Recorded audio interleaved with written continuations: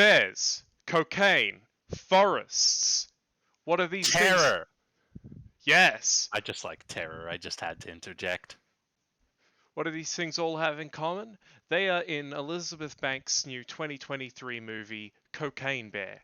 It's a film where I find film and movie both charitable designations, I'm sorry to say.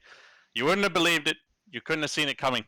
2023's Cocaine Bear by Pitch Perfect 2 alumni Elizabeth Banks. Presumably no relation to Jonathan Banks. Whoa. It sucks. Walter, you gotta stop giving the bears drugs, Walter. Walter, you don't even do cocaine.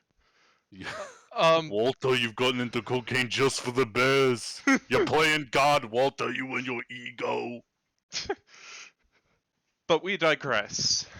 What? From our holy mission. Yeah. It is, for lack of a better term, the kind of animal slasher film a la Jaws, a la Jurassic Park. But where Jaws and Jurassic Park spawned people to hysterically hunt sharks and dinosaurs to extinction. Not the sharks to extinction, just the dinosaurs.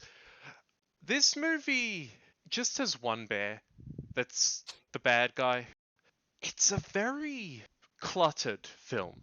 It introduces character after character by the bucket load, and while many of them get killed, the vast majority of the stellar cool deaths you would get from slasher film of the 80s happen in one sequence, all within the park ranger's office, and then a ambulance taking off from the park ranger's office.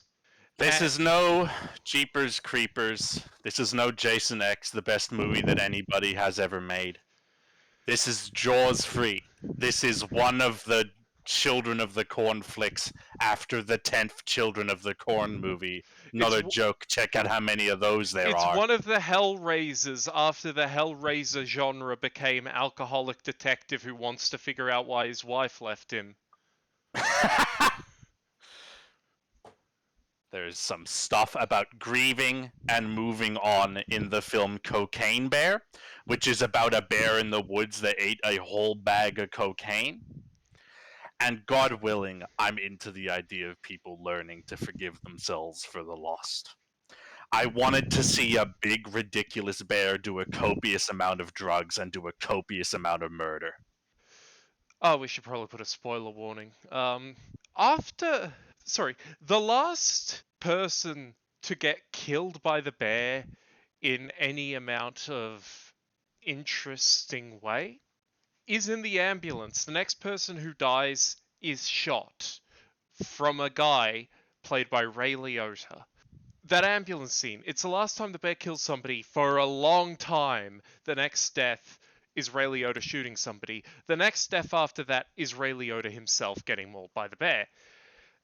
There is I exaggerated in the theater that I felt the film was 7 hours long. I would not be even the least bit surprised if it was literally 40 straight minutes of no bear, no nothing action.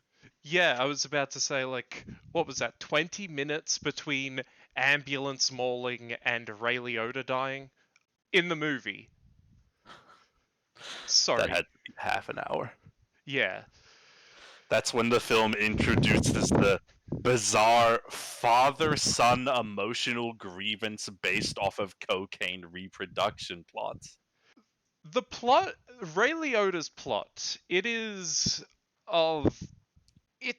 strained, in essence. Oh, this drug lord, he was smuggling from Colombia into America, plane crashes, scattering cocaine over a national park in Kentucky.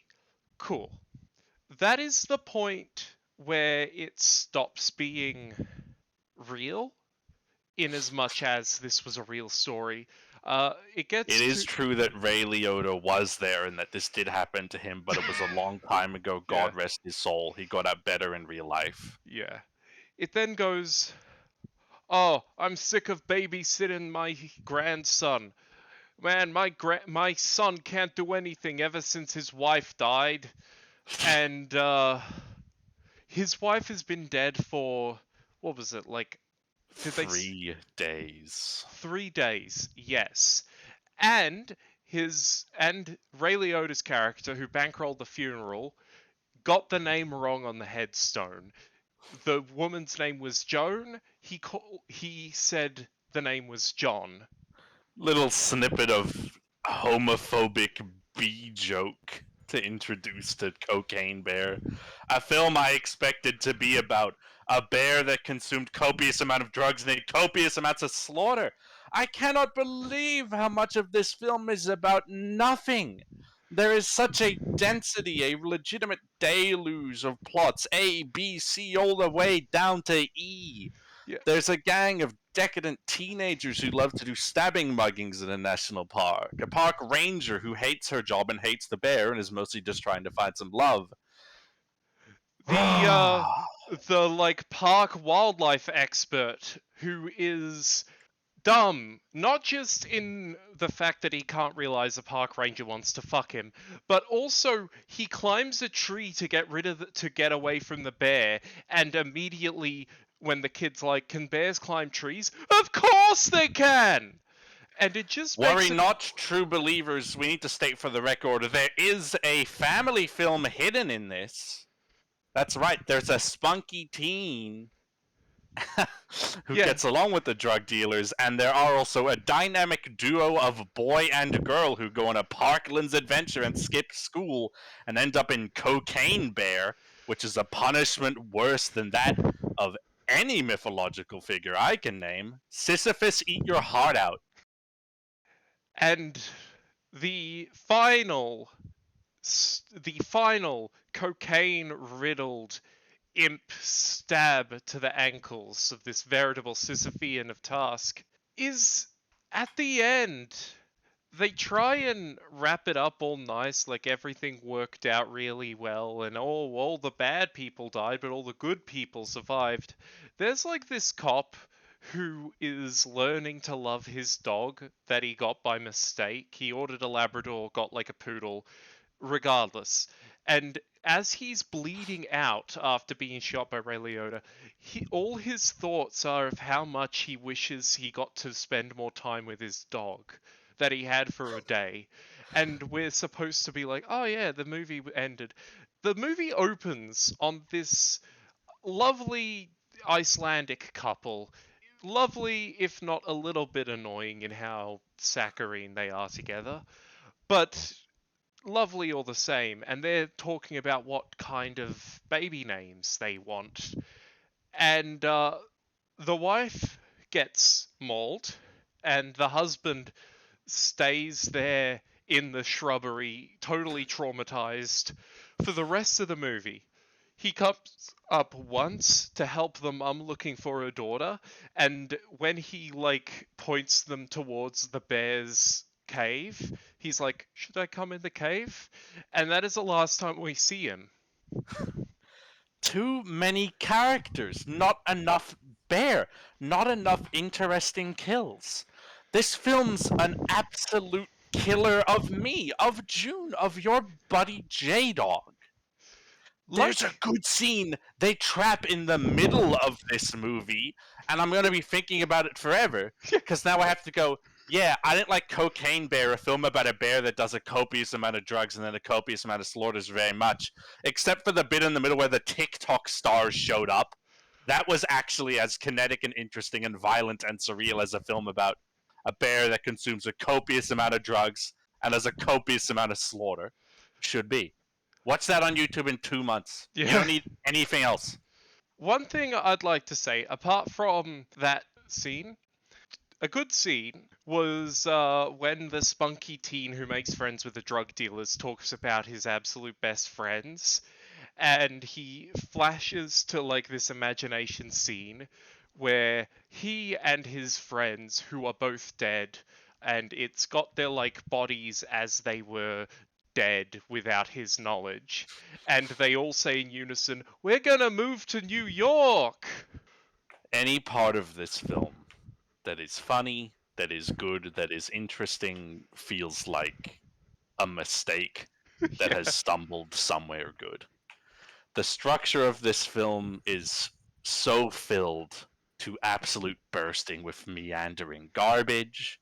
So many of these characters are unnecessary. The muddling of them means no plot comes to any interesting, satisfying resolution. There's not an emotional catharsis bit. When they act like there is, it's because the plot began 5 minutes ago, because they introduced new guys. I there is a point early on in the movie where we see a actor version of Anthony C. Thornton II, the real life person, the real life cop slash lawyer slash drug smuggler slash guy who failed to open a parachute properly.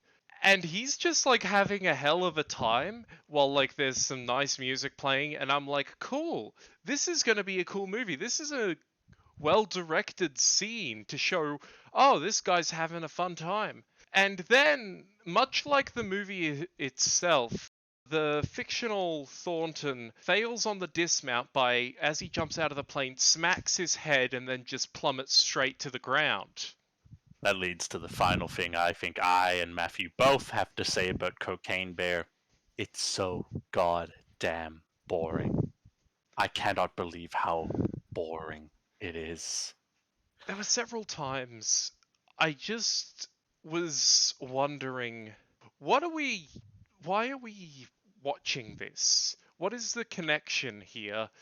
And then I realize, oh, sorry, the scene hasn't ticked over yet. We are still just in this car park. Or, oh, we are still just watching this dirt road. And yes, they do come back to the car park with new people. And yes, they come back to the dirt road with new people. Boy, howdy, the establishing, I don't know, could have been done better. Often when I watch films, and I've seen a lot of movies, so I've developed unique thoughts about how these things should be run and how they should be done. I'm a fiction author. I write, I create. You can see a lot of that on our YouTube channel outside of this video. Often, even in my stories, I go, this should be less. I should trim this to its most interesting and coherent elements. Cocaine Bear should cut 80% of the goddamn movie out because 20% of the movie is the bear. And we should cut this video short because you've heard the last thing anyone will ever have to say about Cocaine Bear. I would like to round this out with a quote. And right now, I am filling space so we can in post say who the quote is by. But it says, for 10 minutes, that bear was the world's single was the world's most dangerous apex predator. And this for this movie, for 10 minutes, that bear was the most dangerous apex predator in the film. Ah, we'll smell you later. Thank you for listening in. Combo fans, up and out.